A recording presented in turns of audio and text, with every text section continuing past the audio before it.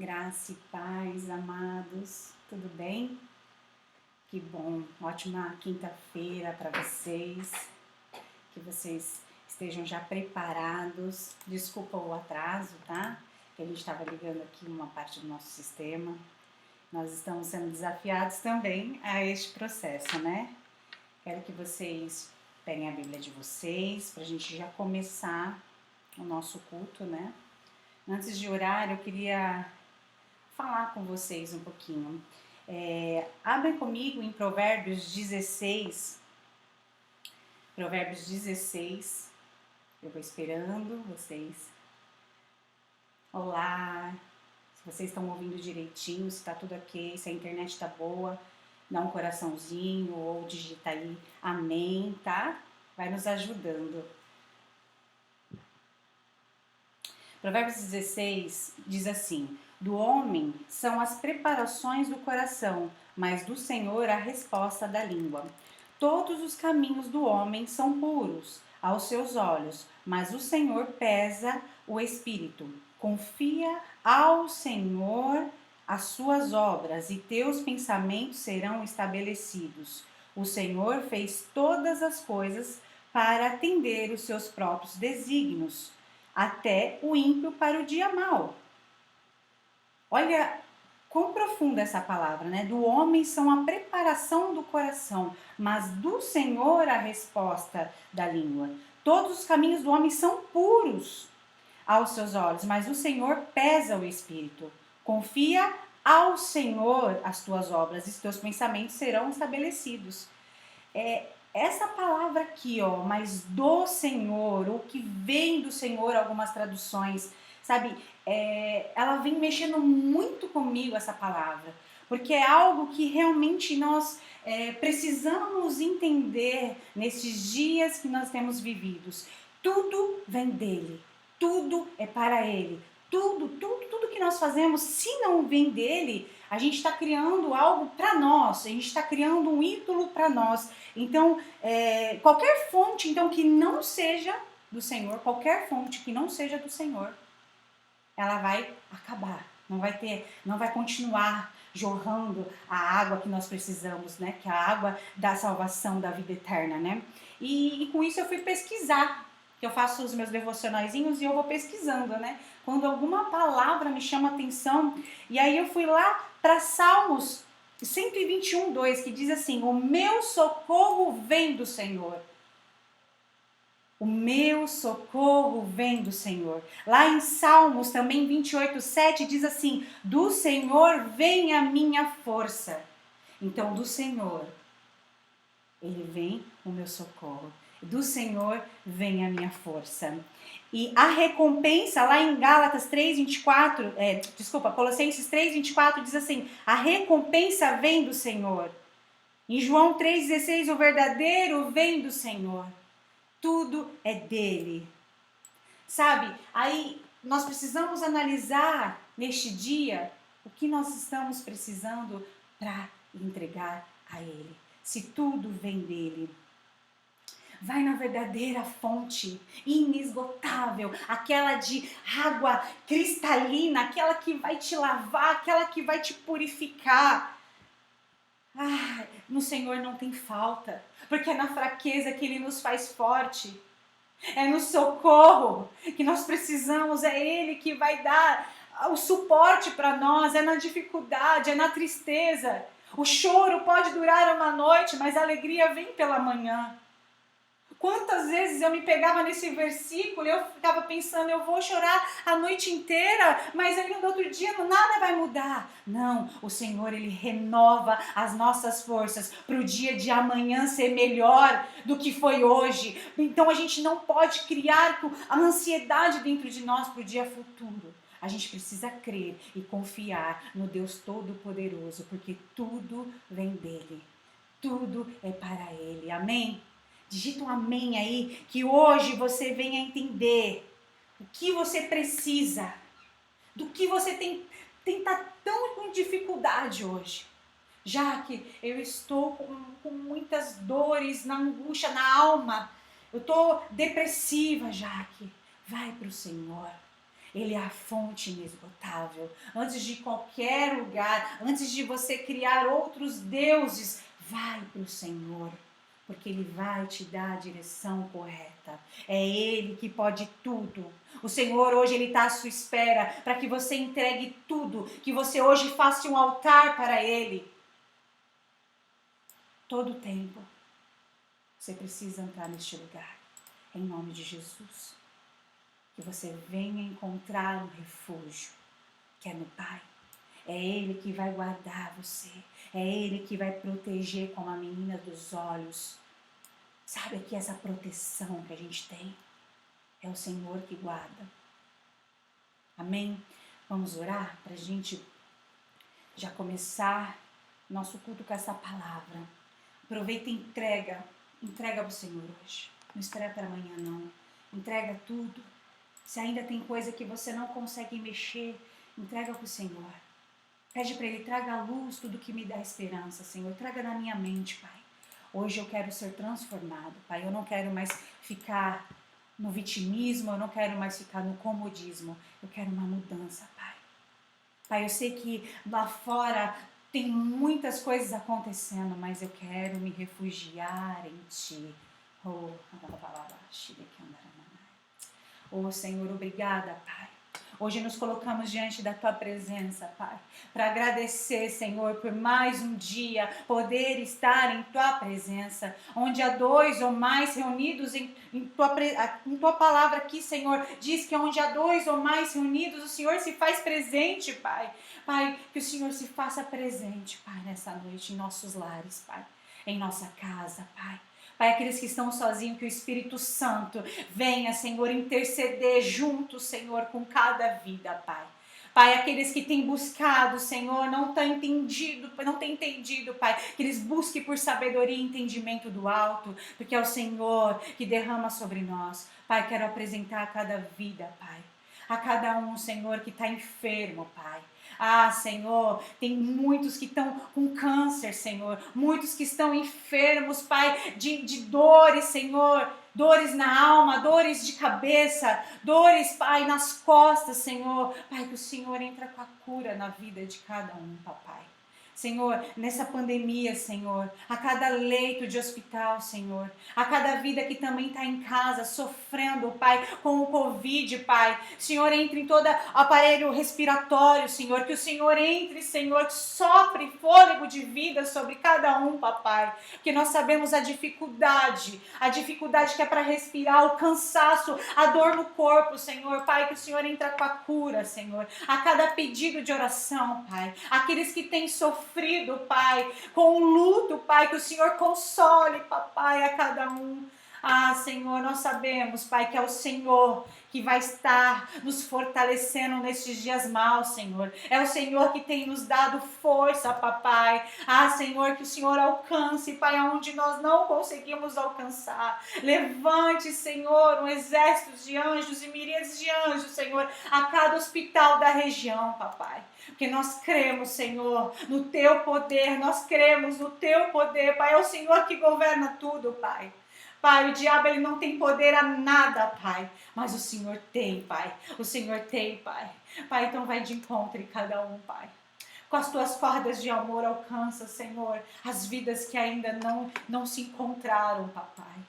Ah, Senhor, abre os olhos espirituais, abre os ouvidos, Senhor, cala todas as outras vozes externas, Senhor, para que cada um ouça claramente a sua voz, Pai. Para que hoje a gente venha ouvir a tua palavra, que é viva e eficaz, Senhor. Que todas as palavras que forem ministradas aqui, Senhor, encontrem um lugar em nosso coração, Senhor, em nome de Jesus, Pai. Alcance cada vida, papai. Alcance a cada um que está aí do outro lado assistindo, papai. O Senhor conhece cada um. O Senhor sonda cada coração, papai. O Senhor conhece o oculto, pai. Pai, essas pessoas estão pensando em desistir, pai. Que o Senhor vai de encontro. Todo espírito da morte seja repreendido em nome de Jesus. Todo espírito de divisão venha ser repreendido. O seu lar é um lar de bênção em nome de Jesus. Toda mentira que o diabo lançou, toda palavra seja aniquilada, seja, Pai, cancelada no mundo espiritual, para que vocês entendam o propósito do Senhor sobre a vida de cada um. Pai, alcance os lugares, Senhor. Alcance cada vida, Pai. Cura as almas, o corpo, Senhor, a mente, Pai, de cada um que está aqui, Pai. Conosco, a Igreja do Calvário, eu apresento a cada líder, a cada um, Senhor, a cada membro, a cada mulher, a cada homem, a cada filho, Senhor, a cada criança, Senhor, a cada jovem, a cada idoso, Senhor. É o Senhor que guarda, é o Senhor que provê, Pai. O Senhor que cuida, Pai, dos lírios do campo, dos pássaros, Senhor. O Senhor vai cuidar da gente, vai prover também, Pai.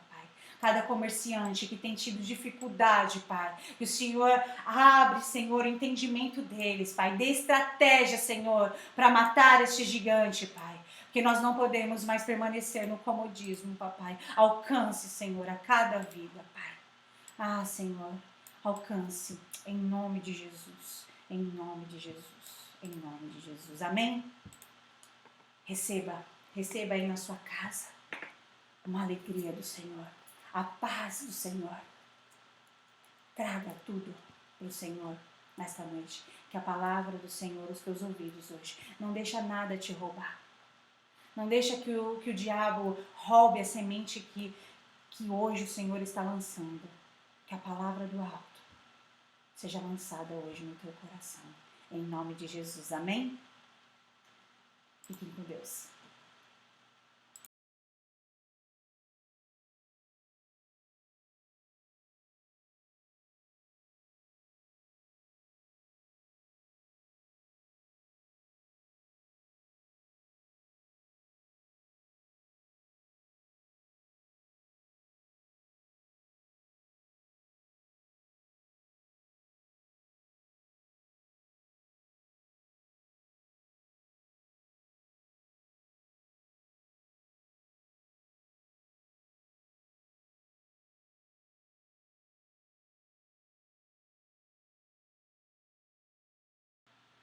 Graça e paz, meus irmãos, boa noite, tudo bem? Estou feliz de estar mais uma vez a gente reunido aqui para cultuarmos ao Senhor. Glória a Deus para você que está acompanhando a gente. E antes da gente continuar, já vou pedir para você compartilhar esse vídeo aí nas suas redes sociais. Se você puder, clica aí em compartilhar, deve estar aí um botãozinho do seu lado esquerdo, e ajude a gente a alcançar o maior número de pessoas, levando a palavra, né, trazendo uma mensagem de esperança em tempos tão angustiosos. Deus abençoe a cada um que está acompanhando com a gente. Deus abençoe a Kátia, a Ana Luísa, a Karina, o irmão Cláudio.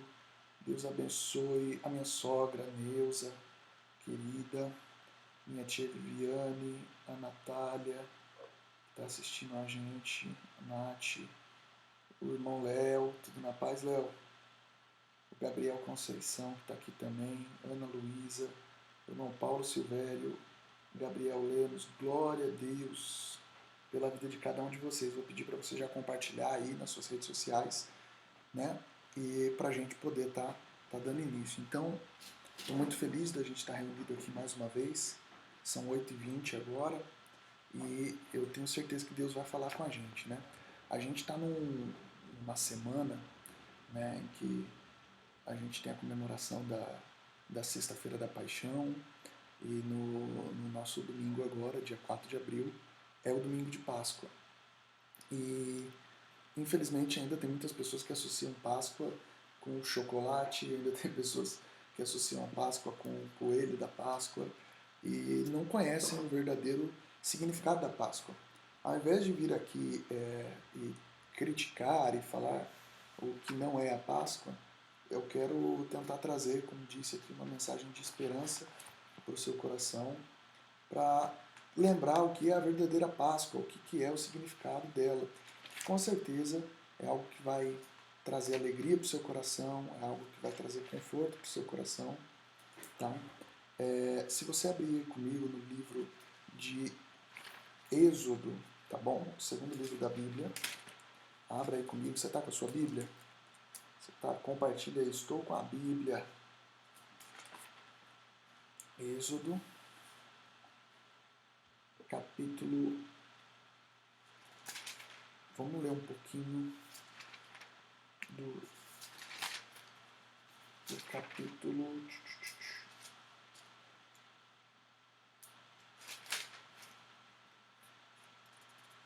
do capítulo 1, tá bom?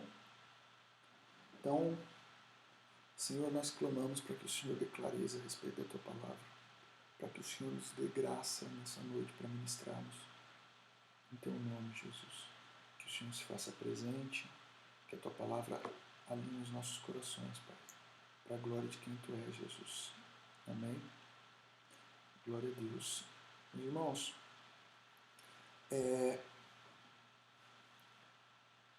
antes da gente começar aqui, eu acho que uma das piores coisas para as pessoas que a gente tem visto que estão buscando sinceramente a Jesus é você... Chega um momento no Evangelho que para de ser os outros o problema. Né? Quando a gente começa, quando a gente é menino na fé, quando a gente está caminhando no comecinho, o problema são as pessoas. Né? É o meu pai que foi cruel comigo, a minha mãe que foi cruel comigo, que não me deram, o problema é fulano, o problema é o meu patrão. E as pessoas, quando estão começando, elas são muito aflitas pelo que as pessoas podem fazer com elas. Né? Só que à medida que a gente vai amadurecendo na fé, e à medida que a gente vai buscando crescer na fé, isso se você quer buscar sinceramente a Deus, eu imagino que se você está assistindo a gente aqui, o Espírito Santo de Deus com certeza habita na sua vida. Se não habita ainda, quer habitar, abre o seu coração para que o Senhor faça morada dentro dele e te oriente nesses caminhos de vida, que é o próprio Jesus. Só que para de ser os outros, né? Então antes eu achava que as pessoas estavam me perseguindo, as pessoas estão falando mal de mim, as pessoas estão isso, as pessoas estão aquilo. Só que chega um tempo na nossa vida cristã que você percebe que o problema não é o que os outros podem fazer com você, mas é o que você tem feito. Né? À medida que a gente vai crescendo, a gente não cresce para fora, a gente cresce para dentro, a gente cresce em profundidade. Então, eu tenho entendido que nos últimos tempos o Senhor tem levantado cristãos sinceros que, com a Bíblia, eles estão olhando para dentro de si. Um exemplo que eu sempre dou é o profeta Isaías, que nos primeiros 5 capítulos ele profetiza duramente contra o povo de Israel. Mas quando ele vê a glória do Senhor, ele não grita, ai de mim porque eu habito no meio de um povo de impuros lábios. Ele grita, ai de mim porque eu sou o homem de lábios impuros. E depois eu habito no meio de um povo de impuros lábios. Mas isso me faz pensar que Isaías entendeu que o problema não era o meio, mas era o que ele se tornava naquele meio. Então a gente tem visto que a nossa batalha não é contra a carne nem contra o sangue. Ou seja, não é contra a pessoa que está do meu lado, não é contra a pessoa que está ali à minha esquerda, à minha direita, ou quem está falando bem, ou quem está falando mal, ou o meu chefe, ou fulano. O problema são as hostes espirituais da maldade, os pecados, a minha carne, e eu até arrisco a te dizer um negócio. Tem alguém que é pior do que o diabo no sentido de tentar roubar a tua salvação. E essa pessoa é você. Eu gosto de uma frase do Charles Spurgeon que ele diz assim: toda vez que falarem mal de você, responda o seguinte: você não sabe nem a metade do que eu sou. Não fique ofendido. Eles não te conhecem de verdade. Se conhecessem, saberiam que a gente é muito pior. E eu estou dizendo isso para poder te dar a verdadeira esperança. Porque a verdadeira esperança começa quando a gente entende quem é o real adversário. E a maioria das vezes a gente está se sentindo aprisionado. E não, eu tenho uma crença, irmãos, é terrível. Eu acredito muito que existem demônios que atacam a vida das pessoas. Eu acredito muito na questão da guerra espiritual. Mas o diabo não tem poder nenhum sem a sua concessão. Porque até para destruir a sua vida, o diabo vai usar a tua concessão. Ninguém vai chegar e falar: ai meu Deus, o diabo está me obrigando a beber essa cachaça, fumar essa droga. Ai meu Deus, eu estou cometendo um adultério aqui. Por favor, diabo, não deixa acontecer isso comigo. Não. A gente permite quando a gente é pecado. Eu uso esses exemplos de pecados graves, mas a gente, né, não tem pecadinho e pecadão. A gente pode estar falando da mentira, né? Ninguém fala assim: eu queria falar a verdade, mas o diabo tomou a minha boca naquela hora, ou um demônio, e eu acabei mentindo. Não existe isso. A gente tem a concessão. Então o campo de batalha é aqui, é no convencimento. É na forma como a gente pensa. É na nossa consciência que o Espírito Santo quer trabalhar. Para poder tirar toda a influência maligna que a gente recebe por legado dos nossos pais, o apóstolo Pedro diz, que a gente recebe pelo pecado original, né, a maldição do homem original, que em Cristo é redimida e que o Senhor quer restaurar a gente até plenamente estarmos à altura do varão perfeito, né, a estatura do varão perfeito, que é na glória. Mas assim, a luta está aqui dentro.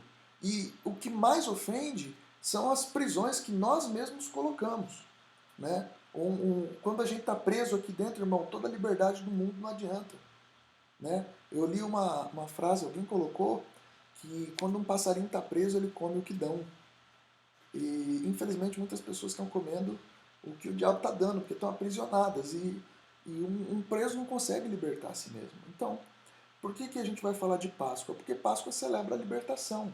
Então eu vou começar hoje, vou tentar também dar continuidade no domingo. O Lucas está aqui assistindo a gente, Lucas Henrique. Glória a Deus pela sua vida, Lucas. Estou feliz demais de ter você aqui, filho. Você é muito amado, viu? Você é uma bênção, Luquinhas. Glória a Deus. Então, a gente tem uma história aqui no livro de Êxodo, capítulo 1, que começa assim. São esses os nomes dos filhos de Israel que entraram com Jacó no Egito. Cada um entrou com sua família. Ruben, Simeão, Levi, Judá, Issacar, Zebulon e Benjamim. Dan, Naftali, Gade e Aser. Todas as pessoas, pois, que descenderam de Jacó foram 70. José, porém, estava no Egito. Então aqui você tem o nome dos 12, né, filhos de Jacó. Né? Então você tem a lista com 11, mais o José aqui, que são os que entraram. Ao todo, entraram 70 no Egito. Então vamos fazer uma retrospectiva da história. Né? Então estava tudo muito bem. Os irmãos de José venderam ele para o Egito. Né? Aliás, os irmãos dele venderam ele para mercadores que iam passando no meio do caminho. José vai para a casa de Potifar, para a prisão, vai parar dentro da casa do faraó, né? Dentro do palácio. Quando ele revela o sonho, quando ele tem a interpretação correta do sonho, o faraó concede a ele o título de governador do Egito, né? E José está lá exaltado, chama os seus irmãos, perdoa os seus irmãos, né? Tem todo aquele episódio de colocar a taça no cesto, depois a gente explora um pouco mais. Mas quando o José ele está lá no Egito com sua família, eles sobem então 70, a gente entendeu que foi um grande livramento que o Senhor proporcionou para eles, através da vida de José. José entendeu isso, né? Ele até ali no final do livro de Gênesis, ele fala: vocês tentaram fazer mal contra mim, mas Deus transformou o mal em bem. E agora estava todo mundo ali morando no Egito, é exatamente esse trecho que a gente vai ler. E aí diz o seguinte no verso 6: faleceu José, e todos os seus irmãos e toda aquela geração. Então, talvez tenham se passado aproximadamente 100 anos aqui, mas os filhos de Israel foram fecundos e aumentaram muito e se multiplicaram grandemente e se fortaleceram de maneira que a terra se encheu deles. Então os judeus, aqui os hebreus, aliás, começaram a se multiplicar dentro da terra do Egito. E eles estavam morando numa parte privilegiada do Egito. Só que morreu toda aquela geração, passou-se bastante tempo, eles que entraram em 70 se multiplicaram muito, tá? Entremente se levantou um novo rei, verso 8 do capítulo 1 de Êxodo, sobre o Egito, que não conhecera a José. Ele disse ao seu povo: Eis que o povo dos filhos de Israel é mais numeroso e mais forte do que nós. Eia, usemos de astúcia para com ele, para que não se multiplique, e seja o caso de que, vindo a guerra, ele se ajunte com os nossos inimigos, peleje contra nós e saia da terra. E os egípcios puseram sobre eles feitores de obras para os afligirem com as suas cargas. Então aqui a gente está lendo, meus irmãos, vocês estão com a Bíblia aí? Vocês estão acompanhando? Depois manda uma foto sua com a Bíblia aí. Glória a Deus pela vida da Ive, da Solange, fizeram aniversário recentemente. A tia Kátia Godet está aqui assistindo a gente também. Glória a Deus. Amém. Então, o povo os descendentes ali de Jacó, os hebreus, eles estavam todos reunidos dentro do que era a melhor área. Então se levanta um novo rei sobre o Egito que não conheceu a José, que não tinha gratidão ao nome de José. E ele percebeu que o povo de Israel era mais numeroso e mais forte do que os próprios egípcios. Então, daqueles 70 homens que entraram no Egito, eles se multiplicaram, eles eram fecundos a ponto deles passarem a população do Egito. Então tinha mais hebreus do que egípcios aqui nessa passagem que a gente está lendo.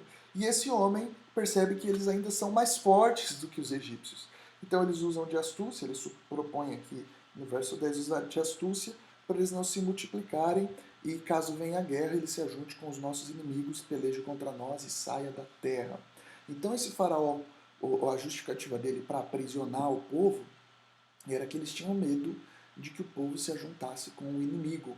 Então eles prendem esse povo aqui.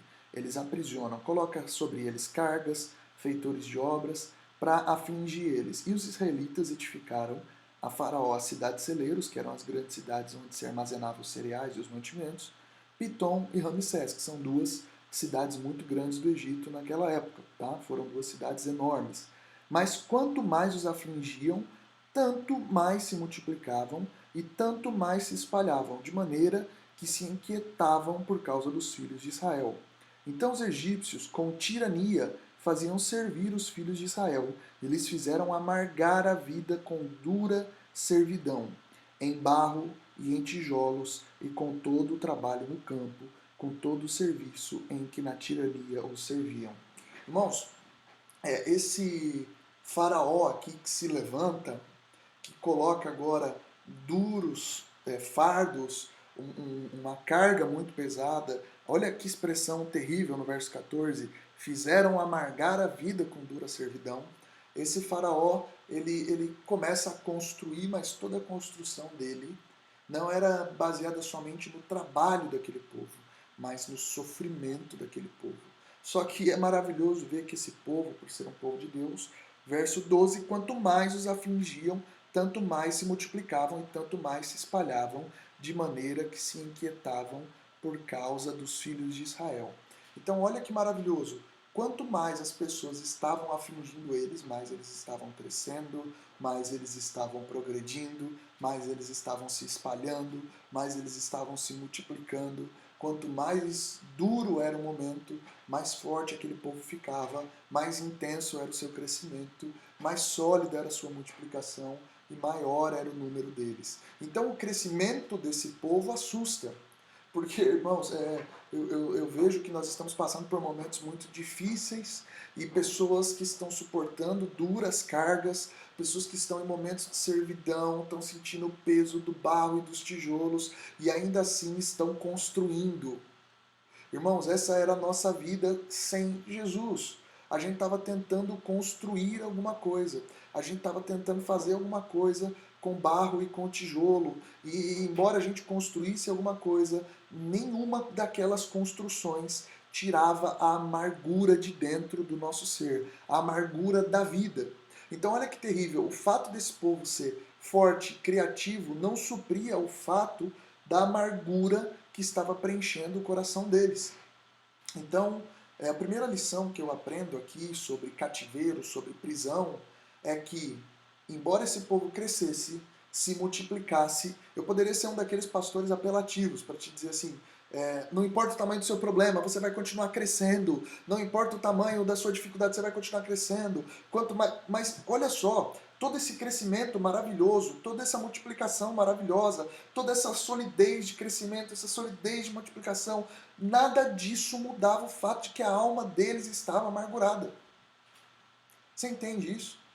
Às vezes você está conquistando tudo que você sempre sonhou. Às vezes você pode estar passando por uma dura servidão. Às vezes as coisas podem dar certo, mas com a amargura da alma a gente não consegue perceber as coisas boas acontecendo diante da gente.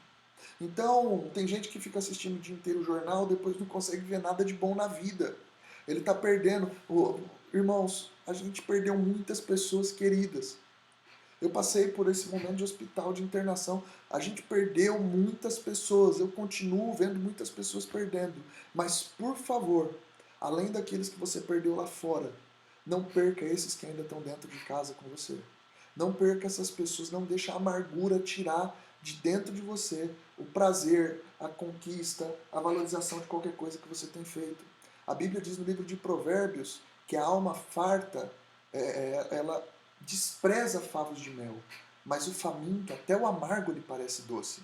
Ou seja, a pessoa que está farta, está angustiada, está enfadada, ela despreza até o favo de mel mais doce. O favo de mel era uma iguaria aqui nos tempos bíblicos, né? Ainda hoje o é, mas a pessoa faminta até o amargo lhe parece doce. E nós queremos ser essas pessoas famintas pela vida, famintas por Cristo. A Bíblia diz que viria tempos em que a gente não teria fome e sede, mas não fome de pão e sede de água, mas fome e sede da presença de Deus. O livro de Joel, Deus diz que derramaria fome, feriria o povo com fome, fome da sua palavra. Então nós queremos ser esse povo que deseja Deus, mas aqui, esse lugar de prisão, e essa é a primeira lição, lugares de prisão, toda conquista não preenche o amargor da alma.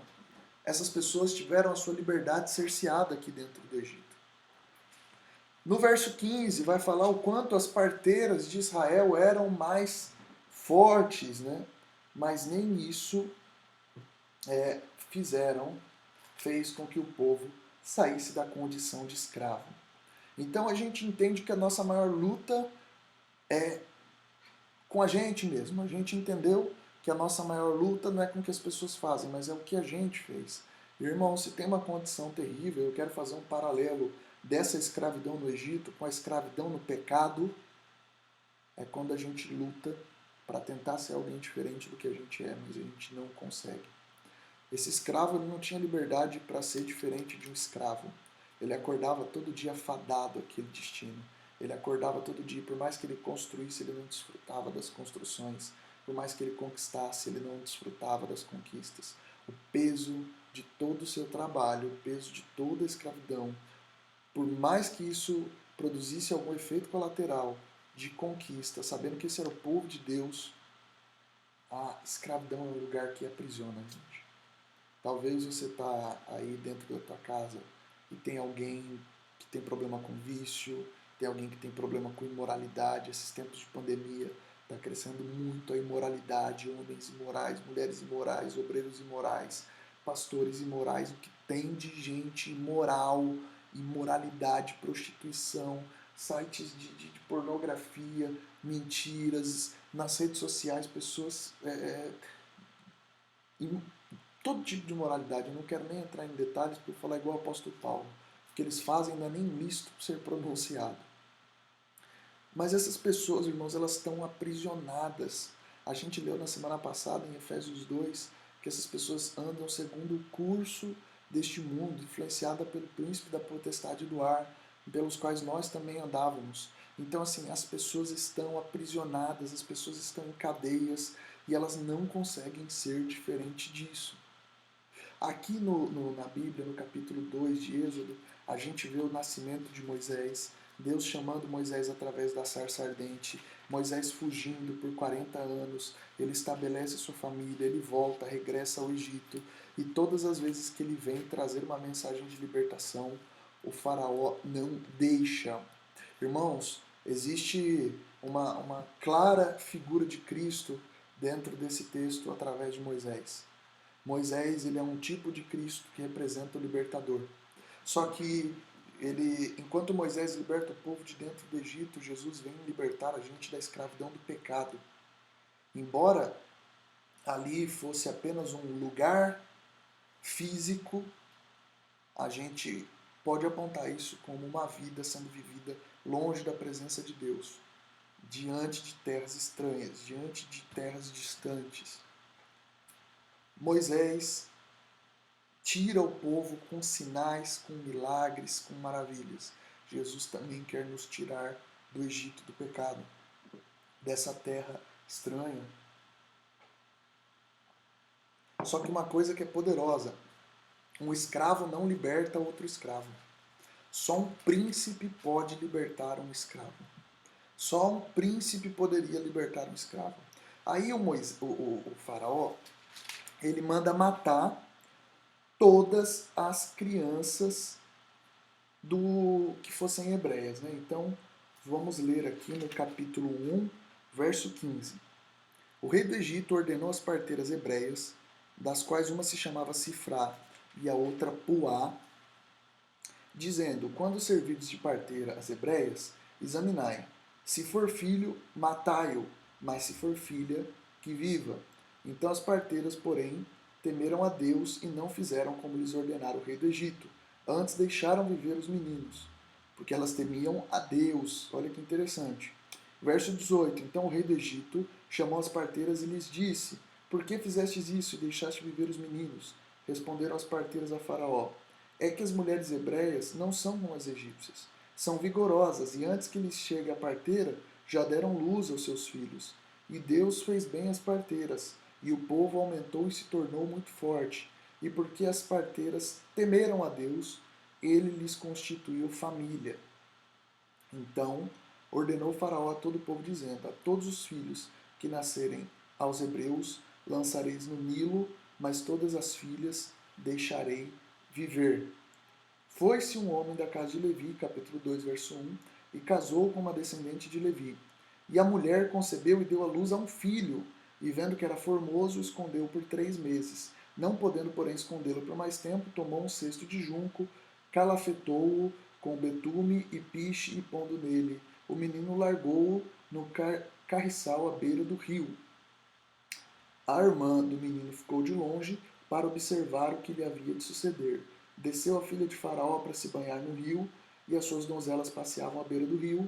Vendo ela o cesto no carriçal, enviou a sua criada e o tomou. Abrindo-o, viu a criança, e eis que o menino chorava. Teve compaixão dele e disse: esse menino dos hebreus. Então disse sua irmã, a filha de Faraó: queres que eu vá chamar uma das hebreias, que sirva de ama e te crie a criança? Respondeu-lhe a filha de Faraó: vai. Saiu, pois, a moça e chamou a mãe do menino. Então lhe disse a filha de Faraó: leva esse menino e cria-mo, pagar-te-ei o salário.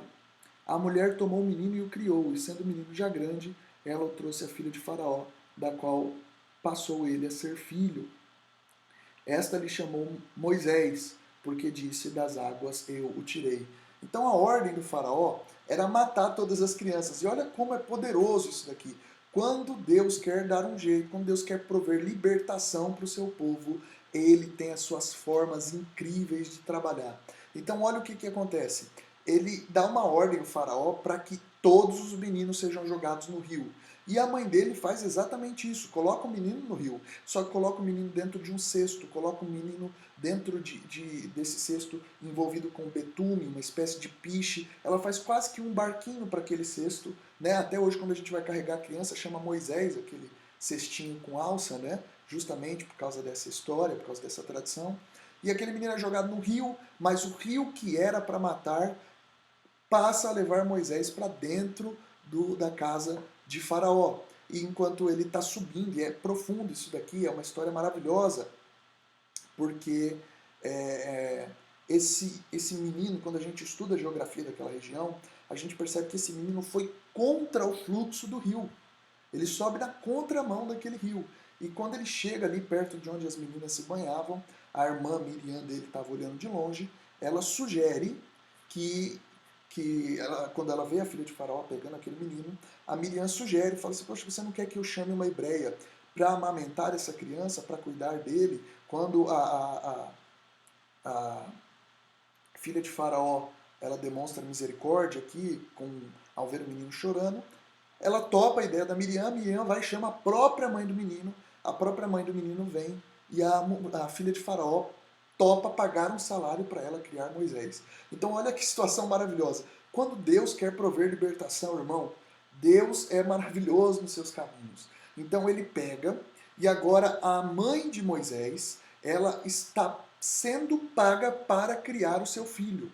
Ela que estava prestes a perder o menino, ela coloca o menino nas águas, aquele menino volta para ela e agora ainda ela recebe um salário para cuidar daquele menino. Quando aquele menino está grande, ela devolve para a filha de Faraó dá um nome para ele, o chama de Moisés, porque ele foi tirado das águas, esse é o significado de Moisés. E ela começa a criar o Moisés como se ele fosse o filho de Faraó. Tá? Coisas importantes aqui para a gente meditar a respeito disso. Moisés significa tirado das águas. Jesus ele nos ensina que é necessário que a gente nasça da água e do Espírito. Moisés aqui representa um tipo de Cristo sendo tirado das águas para trazer libertação para o seu povo. No livro de Mateus, capítulo 4, Jesus é tentado no deserto após ter sido batizado, após ter sido levantado das águas. E aqui a gente está vendo um Moisés, criança, que está sendo levantado das águas para também trazer libertação do seu povo, e ele agora é criado como o filho de Faraó, né? Então, ele, no capítulo 2, verso 11, ele vai proteger um dos irmãos dele, acaba cometendo um assassinato e foge assustado. Nesse inteirinho, no verso 23, tem a morte do rei do Egito. Então, voltando ao que eu tinha dito, Deus chama Moisés no meio de uma sarça ardente. Moisés vai insistindo para tentar libertar o povo para esse faraó que já não era mais aquele que o havia criado. E o faraó demonstra toda uma resistência.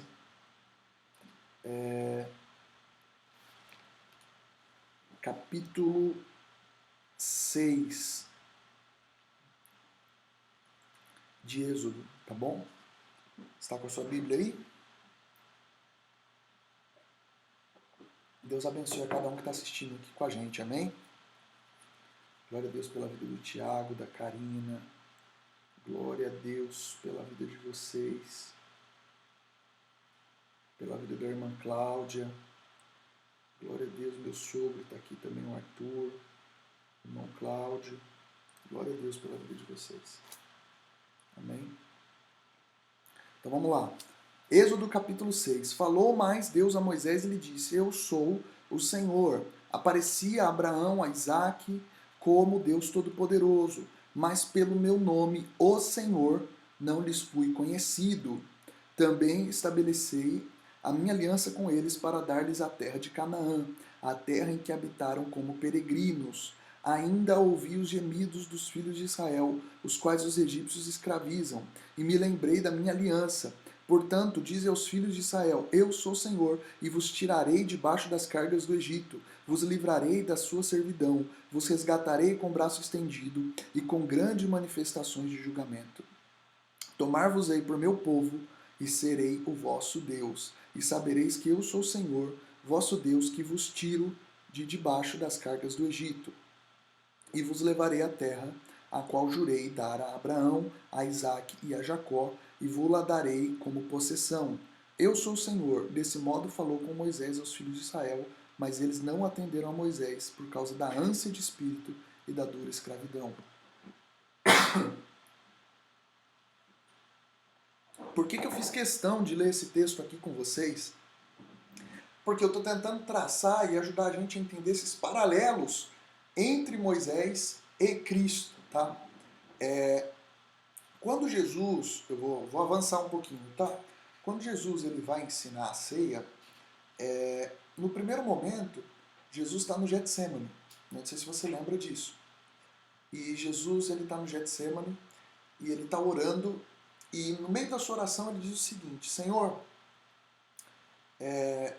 se possível, passa de mim esse cálice, mas todavia não seja feita a minha vontade, mas a tua. Glória a Deus por isso. Ele fala de um cálice.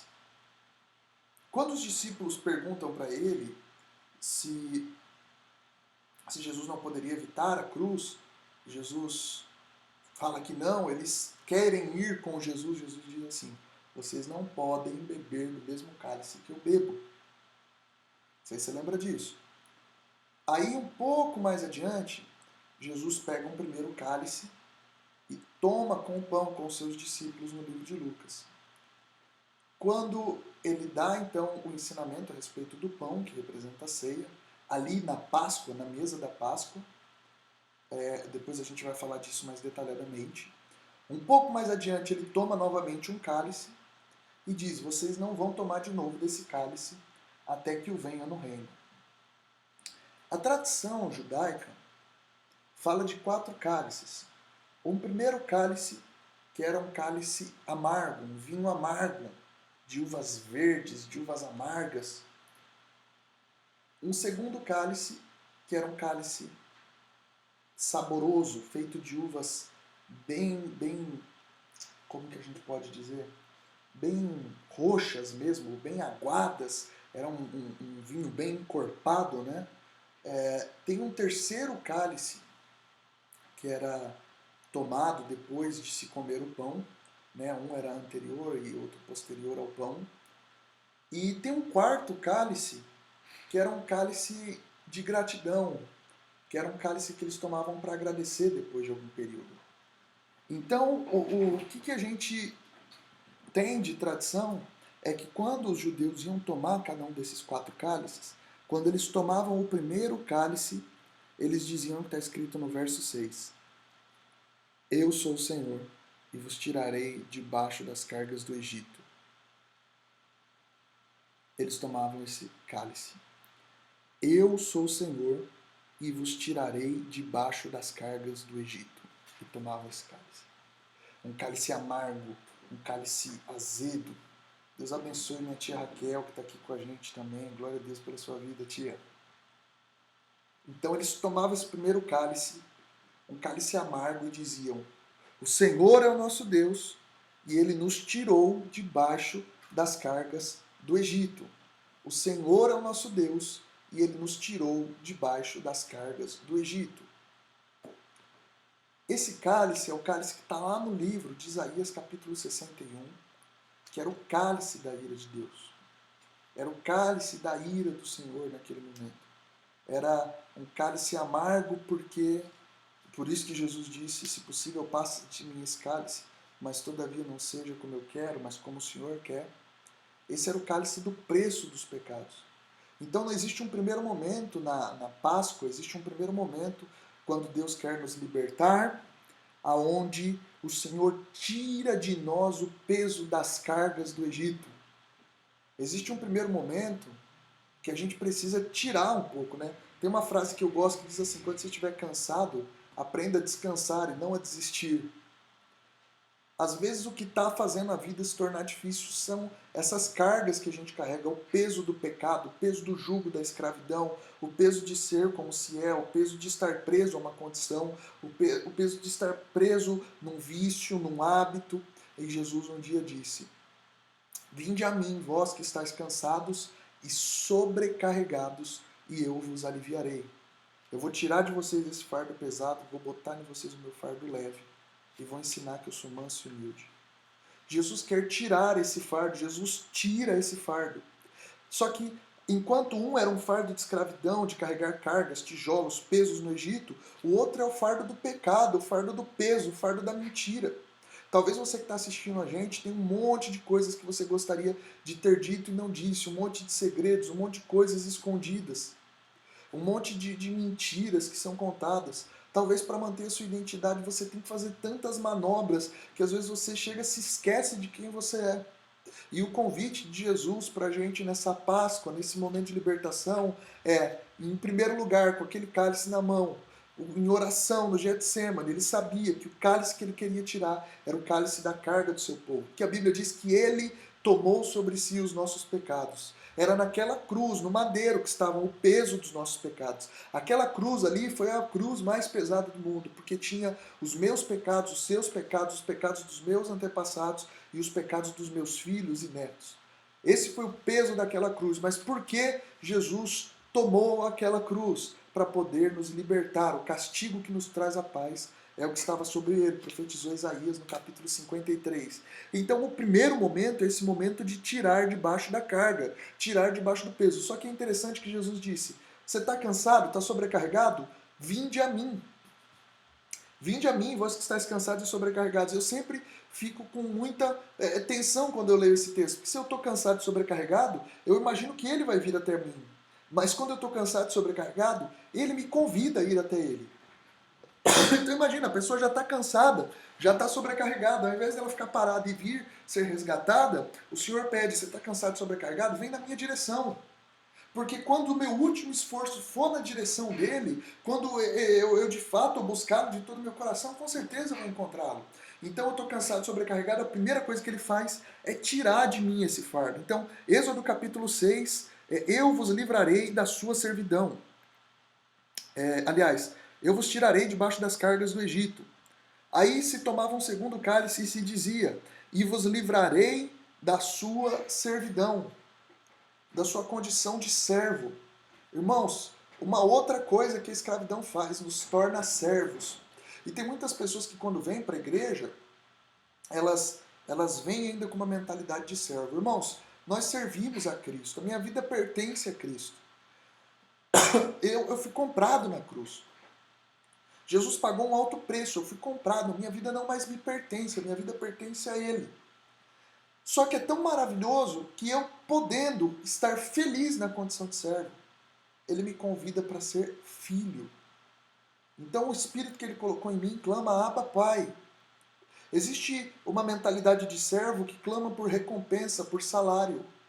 Mas o Senhor coloca em nós a mentalidade de filho, que clama por herança, clama por legado, clama pela presença dele, pela essência, clama Abba Pai, clama por quem ele é, clama por estar com ele, por continuar a sua obra, por fazer o seu nome conhecido, por conhecê-lo e fazê-lo conhecido. Então, enquanto o primeiro lugar aqui era tirar esse povo debaixo das cargas do Egito, existe um segundo lugar que é tirar esse povo da servidão. Então, tira aquele povo daquele trabalho escravo, tirar aquele povo de usar o seu corpo para fazer apenas o que o seu opressor mandava. A Bíblia diz no livro de Romanos: não usem o seu corpo como instrumento para o pecado, mas como instrumento de justiça. Nós usamos a nossa vida, o nosso corpo, não como um instrumento de pecado, mas como um instrumento de justiça. Então, o primeiro convite é nos tirar debaixo desse fardo, tirar debaixo dessa carga. Mas o segundo convite é tirar a gente da mentalidade de escravo, de servo. A verdadeira Páscoa, irmãos, é o Senhor nos libertando, não de um Egito, lá no Oriente, né, no norte da África, mas do Egito do pecado, dessa prisão onde o povo foi colocado. Aonde por mais que eles trabalhassem, o desânimo tomava conta da alma deles, como a gente leu no capítulo 1. Por mais que eles construíssem, conquistassem, por mais que eles se multiplicassem, tivessem filho, toda a alegria estava roubada. Como o Senhor restaura isso? Tirando esse povo debaixo de um lugar de peso. Que o Senhor tire de você todo o fardo, em nome de Jesus. Segundo lugar, tirando esse povo da servidão. O Senhor quer tirar você do lugar dessa servidão. Então nós confessamos pecados para esse peso ser retirado.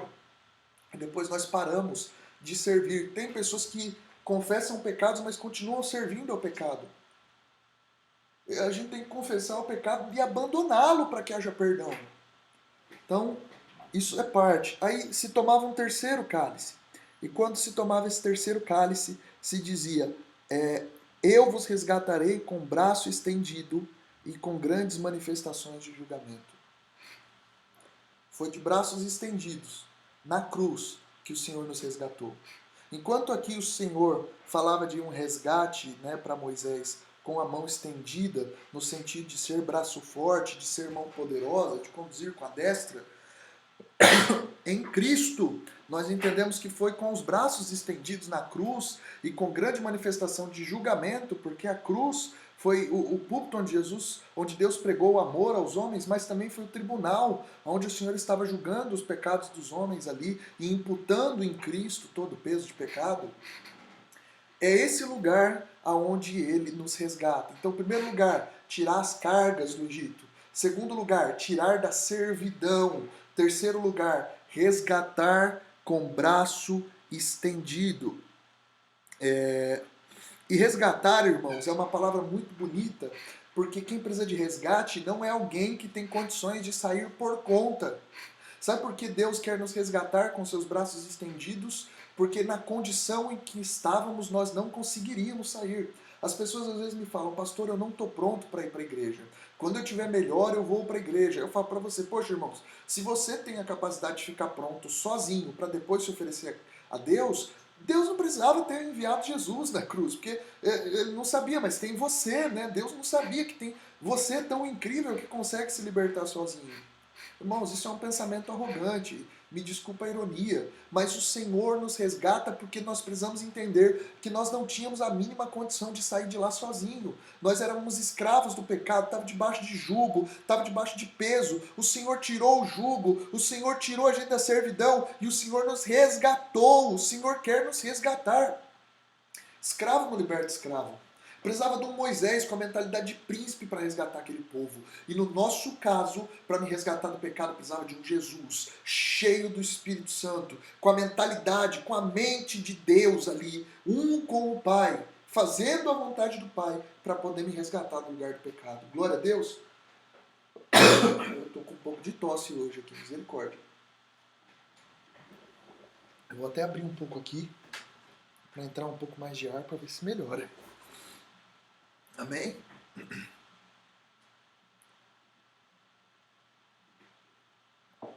Vai orando aí para Deus fazer um milagre na garganta aqui. Amém? Então, primeiro cálice se tomava dizendo: eu vou tirar vocês debaixo das cargas do Egito. Segundo, eu vou livrar vocês da servidão. Terceiro, eu vou resgatar vocês com o braço estendido, com grande manifestação de julgamento. Irmãos, deixa aí a Bíblia aberta. Eu só vou ler um texto aqui para vocês, que é muito importante a gente ter clareza a respeito desse texto, tá? Ó, glória a Deus. Meu clamor foi ouvido.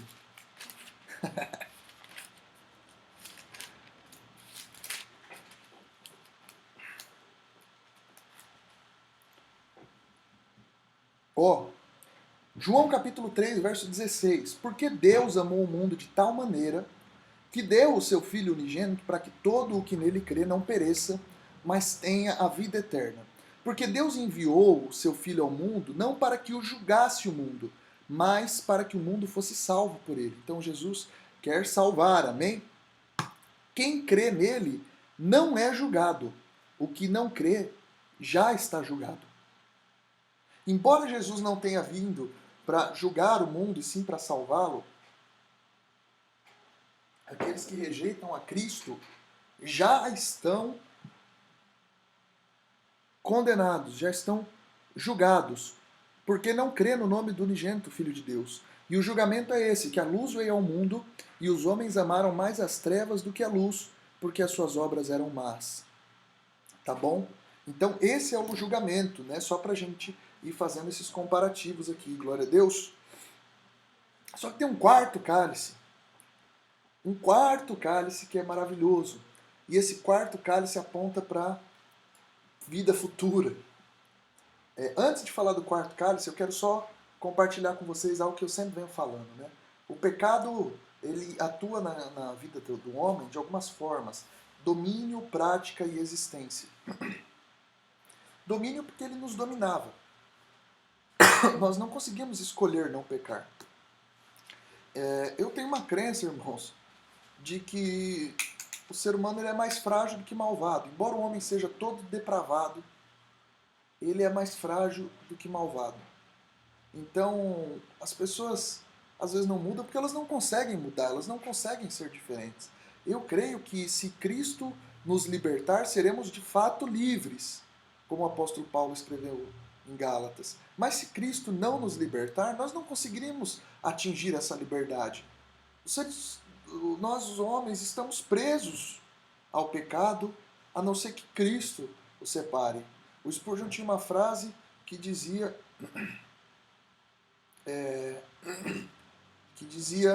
que o homem e o pecado estão casados, a não ser que Cristo anuncie o divórcio. Então, o domínio do pecado era isso. Mas Jesus, na cruz, venceu o domínio do pecado. Então, o pecado não exerce mais domínio sobre nós. Em Cristo, e somente em Cristo, nós conseguimos optar por escolher o caminho de liberdade que é em Cristo. Porque Ele é o caminho, a verdade e a vida. Atos capítulo 4, verso 12 diz que não há nenhum outro nome dado entre os homens pelo qual devamos ser salvos. E salvação não é ser salvo do diabo, não é ser salvo de um demônio, de um dia mau, é ser salvo do pecado, é ser salvo da ira de Deus, é ser salvo da consequência do meu pecado. Então Jesus me libertou do domínio. Segundo, a prática do pecado. Nós praticamos o pecado, mas o Espírito Santo de Deus foi derramado para que nós sejamos aperfeiçoados e o pecado não mais atue em nós. Mas vai chegar o dia em que nós vamos ser livres da existência do pecado. Ser livre do domínio do pecado se chama salvação. Ser livre da prática do pecado se chama santificação. Mas vai chegar um dia em que seremos livres da existência do pecado. E isso se chama glorificação.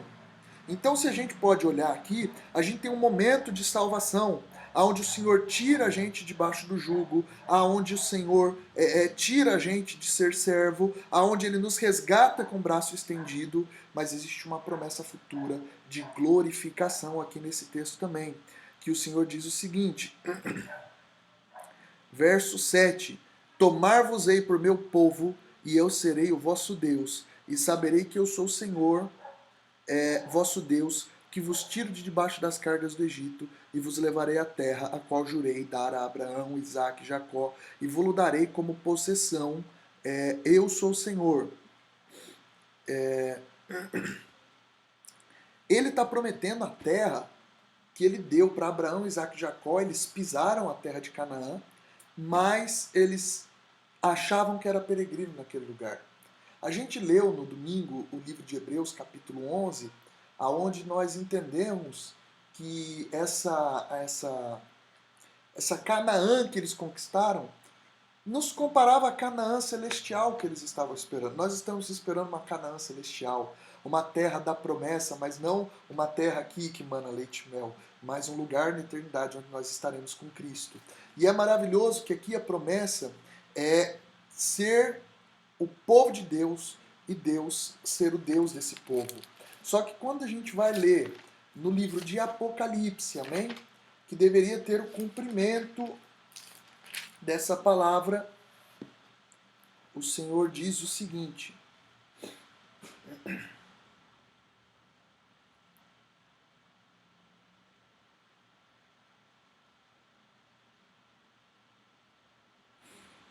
Livro de Apocalipse.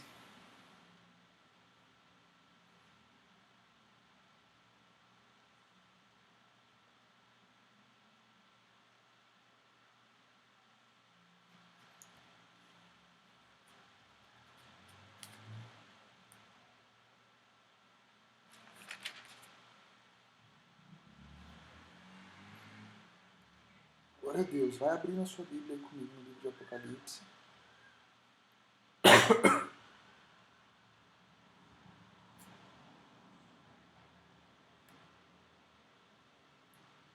Glória a Deus. Peraí, me dá um minutinho. Capítulo 21. Olha como está aqui no capítulo 21 de Apocalipse a consumação da nossa salvação, tá? Do verso 5 em diante. E aquele que está sentado no trono disse: Eis que faço nova todas as coisas. E acrescentou: Escreve, porque essas palavras são fiéis e verdadeiras. Disse-me ainda: Tudo está feito, porque eu sou Alfa e o Ômega, o princípio e o fim. E quem tem sede, darei de graça da fonte da água da vida. E o vencedor herdará essas coisas, e eu lhe serei Deus, e ele me será povo. E ele me será filho. E ele me será filho. Quando a gente está lendo o livro de Êxodo, capítulo 6, está falando de uma promessa terrena. Eu vou colocar vocês numa Canaã, que vai manar leite e mel. Eu vou colocar vocês numa terra prometida, que eu falei para Abraão, Isaac e Jacó. Eu vou colocar vocês numa terra prometida, aonde eu vou ser o Deus de vocês, vocês vão ser o meu povo. Mas, em paralelo, a gente tem Jesus, tirando a gente da escravidão do pecado, tirando o fardo do pecado, tirando a mente de escravo, resgatando a gente com o braço estendido. E ele, ao invés de ser o meu Deus e eu ser o seu povo, ele me diz que lá no final, ele vai ser o meu Deus. Eu vou herdar todas as coisas e eu lhe serei por filho. Glória a Deus, glória a Deus, glória a Deus. Amém? Glória a Deus pela vida do irmão Cláudio, o Arthur, meu sogro, a Cacá, que aparece várias vezes. Minha tia falou aqui que essa tosse é só mudança de tempo, amém. Que seja, glória a Deus. Glória a Deus, amém? No domingo eu vou estar continuando falando um pouco mais sobre a Páscoa. Depois tem toda a passagem das rãs e a gente vai entender lá no capítulo 13, capítulo 12, o que é a verdadeira Páscoa. Mas já te adianto, Páscoa é a libertação que Jesus quer fazer. Se você tem algum pedido de oração, eu vou pedir para você escrever aí embaixo. Se você quer orar por algum assunto, eu estou lendo aqui os comentários, escreva aí. Eu vou, no domingo, quero estar com vocês também aqui às 9 e às 19. Então, não deixe de orar, não deixe de insistir. Sai debaixo do lugar de pecado, sai debaixo do lugar de moralidade, mentira, fofoca. O problema não é o que as pessoas estão fazendo com a gente, o problema é viver a vida aprisionado em pecados velhos, pecados de estimação. Não adianta pedir para Jesus morar na sua casa se o diabo está escondido no sótão. Não adianta ter Jesus na sala e o diabo no quarto. O Senhor está nos convidando para esse lugar de Páscoa, de libertação, de celebrar a sua ceia e lembrar que a ceia que todo cristão toma mensalmente é um lembrete de que Cristo nos libertou com braço estendido e com mão forte. Amém? Glória a Deus. Você que trouxe seu dízimo, sua oferta, eu vou colocar a imagenzinha aqui na tela. Você que trouxe, né? Eu estou acostumado a estar na igreja, eu estou achando que as pessoas estão trazendo dízimo e oferta. Então, aqui do lado, eu não sei que lado está agora. É o lado esquerdo que está essa bolinha preta? Eu imagino que sim. Isso, do lado esquerdo. Do lado esquerdo de vocês aí na tela, tem os dados se você quiser fazer um DOC, uma TED, uma transferência. É o banco, que foi o banco C6, código 336, se quiser procurar lá pelo código. Número de agência 0001, que é um banco digital, aí é sempre 0001 agência. E conta 240281-5. O favorecido sou eu, se você precisar do CPF para fazer a transferência, está aqui um númerozinho ali debaixo de dúvidas para você ligar. Se você quiser fazer um Pix, tem um código aí na tela, do lado direito. Então você vai entrar no aplicativo, vai lá ter um quadradinho do Pix, você vai lá em pagar com QR Code. Esse QR Code é igual a um código de barra. Você escaneia aqui do lado direito e aí já vai aparecer os dados preenchidos, você faz a sua oferta, o seu dízimo, amém? Glória a Deus, que o Senhor abençoe você que está contribuindo, tá bom? Fazendo isso com alegria, que está honrando o Senhor com as suas ofertas, que tem entendido o princípio por trás disso, tá bom? Glória a Deus. Amém? A gente já está terminando, deixa eu ver aqui quem mandou os pedidos de oração. A Jaque tem a lista, tem o grupo de oração que está todo dia, meia-noite, orando, tá bom? Então não deixe de orar, não deixe de buscar, e até domingo. Eu vou colocar a nossa agenda aqui também. Vou pedir para você se inscrever nas nossas redes sociais. Vou pedir para você ir lá no YouTube, se inscrever no nosso canal. Então a gente tem culto na quinta, às 8, sábado tem célula às 18, domingo nosso culto às 9 e às 19. Amém? Glória a Deus. Aqui está ensinando você a se inscrever no Instagram. Se você tem um Instagram, segue lá, @icalvario_oficial. Aí tem aquele botãozinho azul ali que clica. Tá ficando chique esse negócio, hein? Tô gostando de ver. Ele vai mostrar aí o Facebook também, enfim, e o YouTube, tá bom? Então vamos estar orando para a gente encerrar? Senhor Deus e Pai, nós clamamos o Teu santo nome nessa noite. Jesus, obrigado pela Tua palavra, obrigado pela oportunidade de sermos Teus, obrigado por todo o Teu cuidado, por todo o Teu zelo, por todo o Teu carinho que o Senhor tem manifestado por nós, Jesus, que nós possamos, Pai, viver para a Tua glória, Jesus. Cada irmão que está dentro de casa, Pai, não deixa esse distanciamento esfriá-lo, Jesus, não deixa, Pai, esse distanciamento tirar e roubar a intensidade dele, Pai.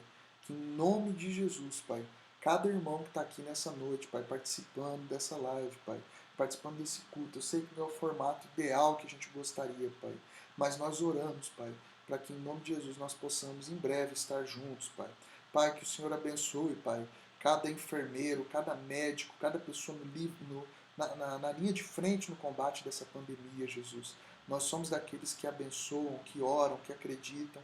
Então, Pai, nós clamamos para que o Senhor dê graça, Pai, para cada enfermeiro, Pai, aqueles que estão produzindo as vacinas, Jesus.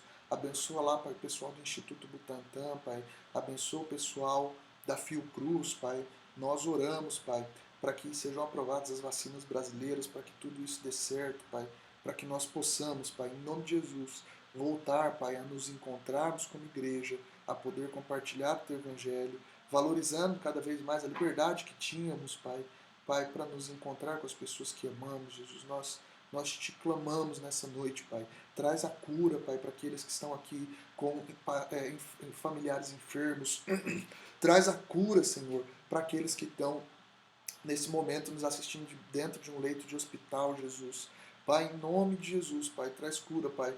Como eu, Senhor, da última vez estava do hospital, tomei a ceia, Pai, ansiando estar com os irmãos, Pai. Se tem alguém, Pai, que está dentro daquele hospital, clamando para estar aqui fora, Pai, que o Senhor, Pai, dê graça, Jesus, para que o Senhor traga, Pai, em nome de Jesus, as pessoas para perto do convívio da sua família, Pai, para que o Senhor traga as pessoas para perto daqueles que eles amam, Jesus. Que o Senhor dê graça, Pai. Que o Senhor manifeste a tua misericórdia, Pai. Essa é a nossa oração, Pai. Que em nome de Jesus, Pai, nós possamos viver para a sua glória, Pai. E abençoa amanhã, no feriado em que passaremos com a família, Pai. Para que cada homem, cada mulher de Deus que está nos assistindo, Jesus, seja abençoado por quem tu és, Pai. Obrigado. Deus abençoe a sua vida. Em nome de Jesus, que o Senhor te dê um fim de semana abençoado. Que o grande amor de Deus, a graça do nosso Senhor e Salvador Jesus Cristo e as duas consolações do Espírito Santo estejam sobre a sua vida hoje e para sempre. Em nome de Jesus, você pode dizer amém aí com a sua família. Terminou o culto, dá um abraço neles, diga que vocês o amam, mesmo se eles não estavam aí assistindo com você. Com certeza vai ser uma bênção para o seu familiar ser abraçado por você.